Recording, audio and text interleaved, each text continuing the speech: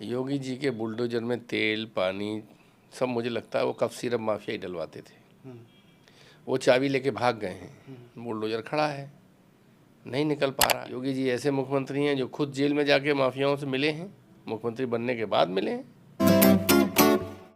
Samajwadi party के प्रवक्ता पूर्व एमएलसी उदयवीर सिंह जी हमारे साथ हैं। सर, जो कफ सिरप कांड चल रहा है, समाजवादी पार्टी के राष्ट्रीय अध्यक्ष अखिलेश यादव जी प्रेस कॉन्फ्रेंस में कहते हैं कि वन डिस्ट्रिक्ट वन माफिया हो गया है, क्या कहेंगे इस पे?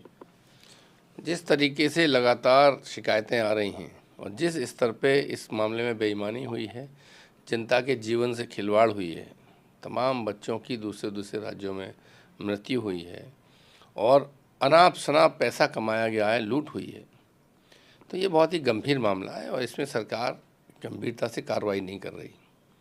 न उनका बुलडोजर दिख रहा है, न जो नाम आ रहे हैं सरकार से जुड़े लोगों के और जो माफियाओं के और ऐसे लोगों के जिनसे सरकार का लेना देना है, उन पे कोई कार्रवाई नहीं हो रही।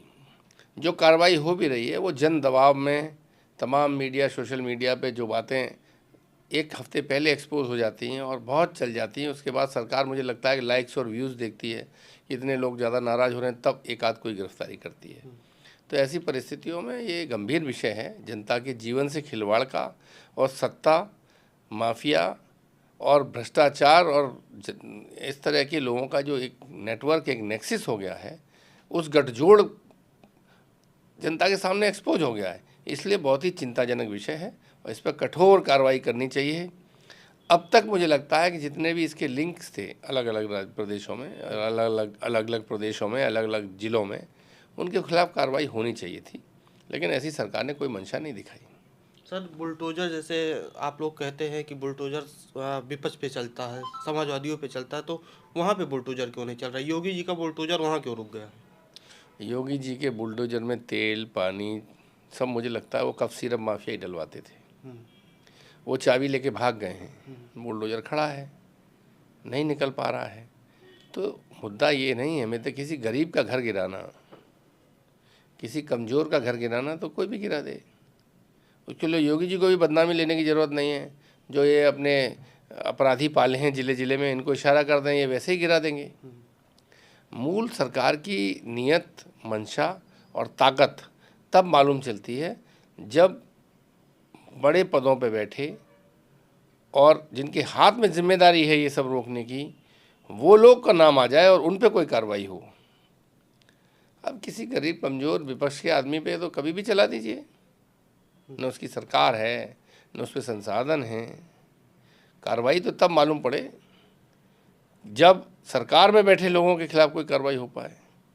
मुख्यमंत्री की निष्पक्षता और मुख्यमंत्री का इस मामले में संलिप्तता नहीं है, ये तो तब पता लगेगा जब मुख्यमंत्री इस बात पे संजीदा हों कि इतने लोगों की, बच्चों की मृत्यु हुई, इतने लोगों के जीवन से खिलवाड़ हुआ, उस पर सरकार की कोई प्राथमिकता ही नहीं है। वन डिस्ट्रिक्ट वन माफिया पे क्या कहेंगे सर?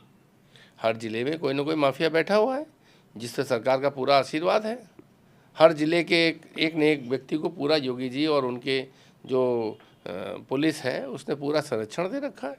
संस्थागत लूट चल रही है, टेंडर, खनन, ठेका, पट्टा, हर चीज़ में। योगी जी कहते हैं कि जो माफिया थे या तो यूपी छोड़ दिए या तो जेल में है। वो थोड़ा झूठ बोलते हैं, वो बताते हैं या तो जेल में हैं या तो भाजपा में चले गए। वो भाजपा के साथ हैं। योगी जी ऐसे मुख्यमंत्री हैं जो खुद जेल में जाके माफियाओं से मिले हैं, मुख्यमंत्री बनने के बाद मिले हैं, सब लोग जानते हैं।